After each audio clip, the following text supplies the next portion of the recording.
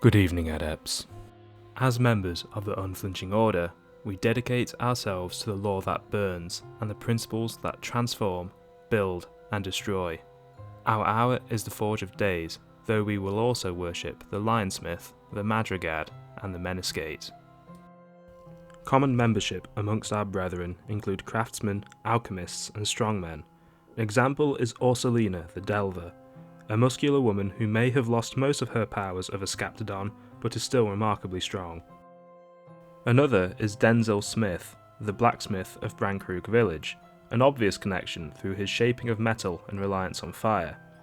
Strong as oak, blackened by smoke, he will never surpass his father, and he is no longer a soldier, but he still has his craft. Power in Forge allows us to master the most fundamental of tools, fire. Dangerous to lesser mortals, in our hands it is both destructive and constructive, and with it we can reshape not only the materials at hand, but our bodies, minds, and society itself. Those practiced in the occult arts may also be able to channel Forge through alchemy, whether that be to create more mundane but immensely practical products like bitter black salts, or to change history through the concoction of the Orpiment Exultant. The Incaustum Terminale of the Fourth History, it's the incandescent orange of Forge. One ingredient, it's been, as it were, long rumoured, is the blood of Condescence. Certain Masonic and related traditions venerate what they call OE. It is often the case that those who are strong in Forge will be talented in other forms of creation, and will be characterised by their incredible strength. It is no secret that throughout the histories, the most prominent Forge practitioners have been people of means, which is both a result of and requirement of much of Forge worship. We particularly value the improvement of the self through exposure to harsh circumstances. As to us, perhaps the greatest of tools is that in which you are born. Indeed, many followers begin to take on traits reminiscent of Forge, whether that be the glowing embers in their eyes, the rattle of coal in their voice, or the brazen strength of their bodies. Something known to all is that the enlightenment of theory must eventually give way to practical applications. As such, in the same way that the Forge of Days divided the sun in splendour, Lantern is subverted by Forge. Conversely, the destruction invoked by Forge is impotent without the power to facilitate it, and as such, Edge is able to subvert Forge, a representation of what was learned by the Lionsmith shattering his sword before his master. Outside of this dynamic, the Forge hours hold principles of Knock, Lantern, Heart, Edge, and Winter. It should be remembered, however, that all things can be unmade, just as all things can be remade, and we hold the power to change all that lies in our path. As mentioned, mastering the power of the flame provides us with the power to create, to unmake, and to reshape. The Smith's Secret tells us the following. In 5 continents, smiths have whispered the same words to the iron. Murderers have been known to whisper these words too, and adepts, of course. These words are spoken in ritual to inspire an unmerciful change. Having the ability to invoke Forge in a ritual allows us a multitude of opportunities. Kalagines are creatures of smoke that exist at the corners of the Forge, cunning vapours that infect our enemies' dreams, furthering our reach beyond the limits of the wake. We may also challenge the power of the Forge to reshape our decrepitude back to health, utilising the principle of change to invigorate our bodies. The Obliviates, also known as Letheans or the Ordo Limiae, hold to several oaths or chains. Amongst those is the Iron Chain, which has the members swear to secrecy. This grants them great subtle manoeuvrability, but by intention serves to shield their existence from the hours as much as possible. Those long who disregarded their vows would suffer the Ordo's wrath. Those who caused enough trouble would justify the invocation of rights to summon an agent of vengeance, the paramour of the Burning Queen and enforcer of the Iron Chain, the knower of glory, King Crucible. In the desert I wait, in the ruins I burn. Metal is water, Stone is wax, flesh is smoke, enter me and be no longer. There have been a great many notable followers of Forge throughout the histories. One group of such are known as the Sovereigns of the Leashed Flame, who are especially important for their accomplishment in one history for brokering peace with the Forge of Days, resulting in their conquest of Europe from their thrones in England. This led to the War of the Roads, with the Sovereigns on one side and an alliance of the Sisterhood of the Knot and the Church of the Unconquered Sun on the other. The end of this war is referenced in Old Coppernose and the Softer Metal, a disgraceful compendium of ribald poetry about the habits and corruptions of Henry VIII. The most savage mockery is reserved for Henry's great debasement, where the corruption of his softer metal is supposed to have crept into the coin of the realm. The last and most serious lampoon makes seditious references to the Crucible Revolution.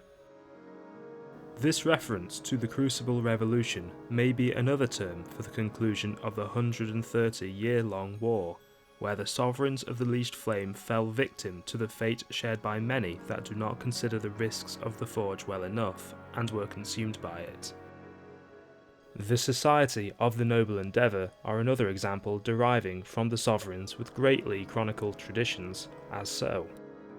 The members of the Society of the Noble Endeavour adopted noble names at their initiation: Parsival, Roland, O'Shane. They drew their inspiration from the Leashed Flame, which gave the island of Britain such appalling power in some histories. One Samuel Partridge has chronicled their efforts. Their endeavour was no less noble, a furious arcane conflagration which would refine them into something more than human. But such transformations are rare, and they often ended, less nobly, in ashes. Partridge claims to have identified consistent features among those who ascended. All of them had passed the Stag Door, and all were accounted no.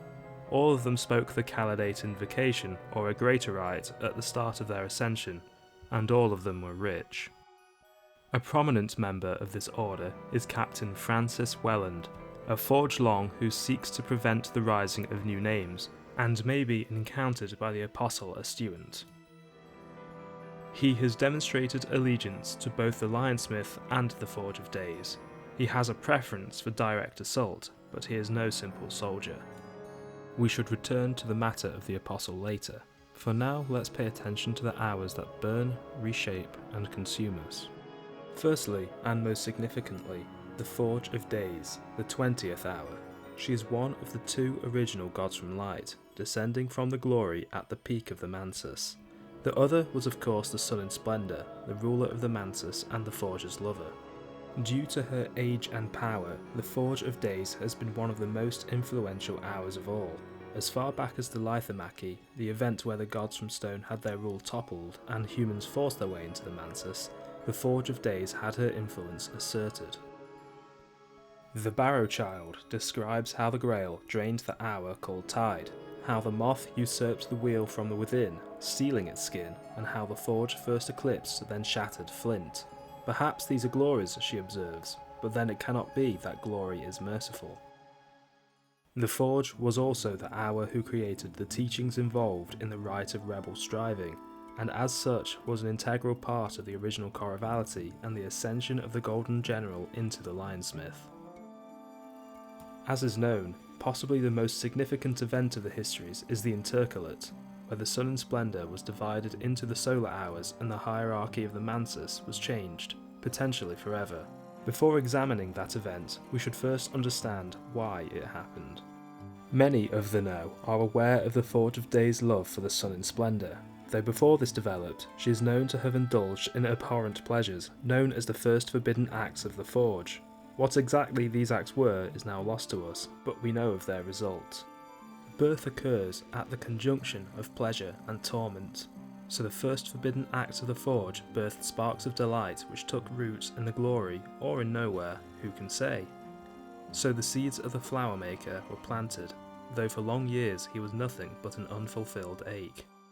From this, we understand that the Forge of Days has the ability to produce beings of fantastic power, somehow spawning a whole new hours from her acts.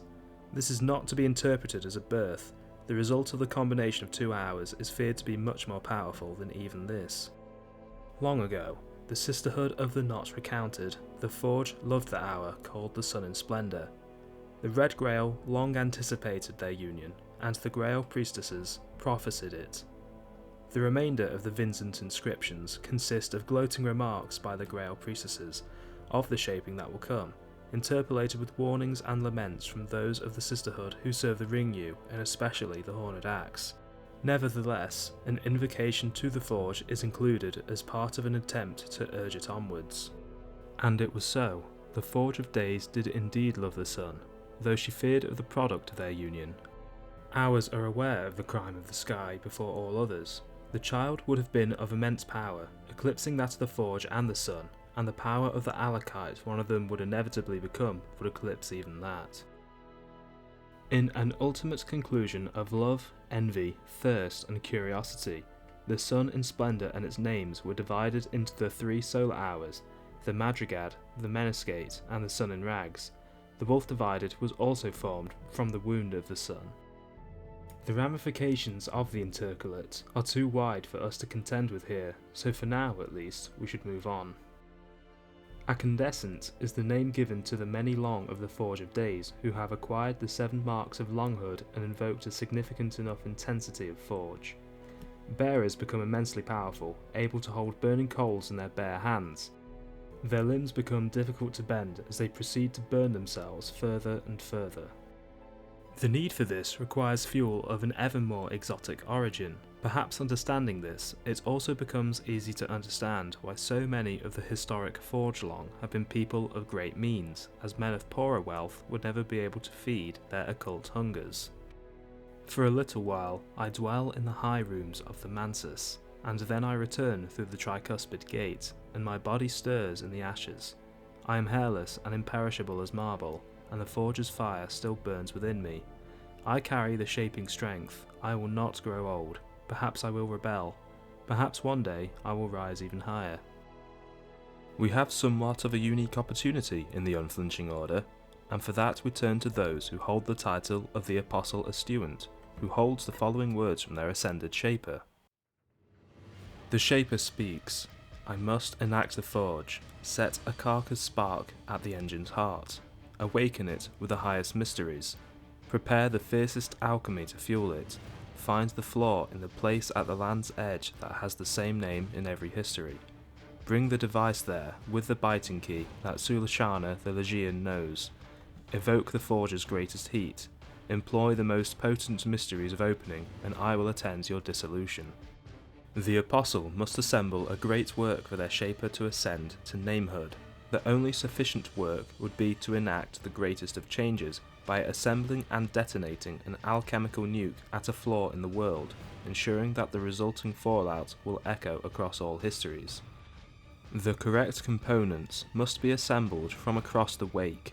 A follower must have the strongest degree of knock imbued into them, to allow them to see the gaps in reality that expose the alternate histories, and the assistance of Echidna must be procured. All of this must be accomplished while fending off opposing Long who for their own reasons seek to prevent further ascensions. This is no noble endeavour. We'll have no Jack come quickly jumping up the house ranks. A Long is a formidable foe, especially to those who do not share in their immortality. When we encounter them on an expedition, we have options to distract them, but not to fight them. An Apostle shares no such opportunity, and must face the full wrath of a Long versed in all forms of combat, physical, intrigue, and dream. Defeating Captain Welland has him leave the following letter to the Apostle. Sir, it does not seem to have occurred to Welland that he might have been defeated by anyone but a Sir. I am the most dangerous enemy you will ever face, and I have defeated far greater than you. You deserve better than to be pyre fuel. I urge you to shatter your chains, as the Lionsmith did so long ago, and rise to take your own place as Long. I attach the secret that Darius told Alexander at Issus. Use it wisely. Regards, W. If this is ignored, and the culmination of extreme tasks reaches its zenith, the blue gold is alchemized and inserted into the Dawnbreaker core, and the Shaper's compass succeeds in taking us to Kerishim, where Mrs. E provides us with the biting key. The Dawnbreaker is detonated, the Apostle is consumed in the blast, and the Savage Door is torn open. The Savage Door is an old wound, and it does not open easily, but once again it opens. Even the gods from stone employed it, and how many before them? Our Shaper passes both the door and the gate, and is become a name of the Forge, and a single place is opened in the ranks of the Long. It is not for me. I am nowhere. Nowhere is lit by lamps of black nephrite. In nowhere we hear the voices prophesying. In nowhere it is very cold. But it is always possible to be deader. Echidna, or Auntie E as she prefers it, is a character of terrifying power. Compared to the other members of the Legian Club, she is far less immediately intimidating, referring to us as Moppet and having the appearance of a kindly plump woman. Behind this mask, she styles herself as the mother of monsters, birthing so many children and winning yet others, such as the fallen Labhite encountered by the exile who was corrupted by her notorious milks. Mrs. E has existed since the world's dawn, where she first learned the shaping arts. In these she is powerful to such a degree that the Lionsmith still meets with her year after year in the desert to share their secrets together. As the creator of monsters, it simply fits that she is known to have great powers of shapeshifting herself. We see in the Apostle's great work that she sometimes will have taloned hands. Her age implies that what we know of Auntie E is almost certainly not her true form. This brings us onto the nature of what we should understand of her when referring to Echidna as a Legian. All members of the Legia Club are Alakites, Empusai, and Sukians.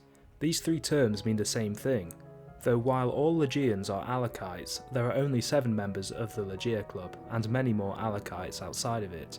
The Legians are especially powerful, and while they may not officially be names of the Witch and Sister, it is known that the 2-1 is a sponsor of their sorority, as the Crime of the Sky represents the truest form of union between mother and child.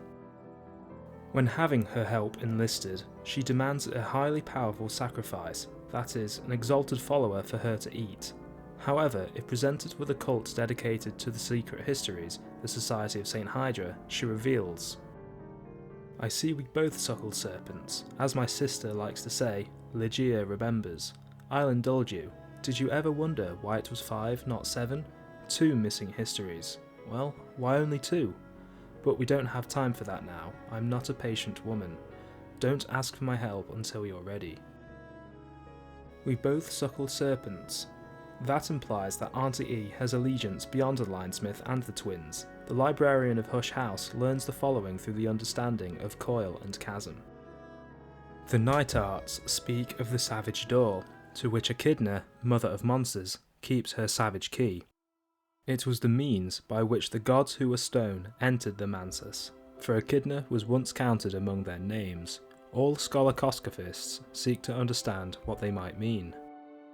By understanding the profane law of scale, we can come to understand that the god from stone she was likely serving under was the 7 coils, from reading the hissing key written by a Lethean named Mech. The milk thief conspires with the Legian Echidna and the hour-to-be called Chiliarch, now more generally rendered as Colonel, to unseam the 7 coil with feathers and drown her in salt. The Colonel thus ascends to hour status. The jealous milk thief, once the Colonel's priestess, seduces Echidna into lending her the hissing key to enter the Mansus through the Savage Door, beginning her own ascent to name, and ultimately hour. This conspiracy is referred to as treacherous, and Echidna had been entrusted with a key to the Mansus. It could only be her that the treachery comes from, for why else would Hours still be so jealous of their power? Thank you for attending, Adepts. For more lore, feel free to join the library and to spread the reshaping words as we mould the paths before us. In the bleakest damp, in the fiercest desert, in the harshest ice, what is inevitable?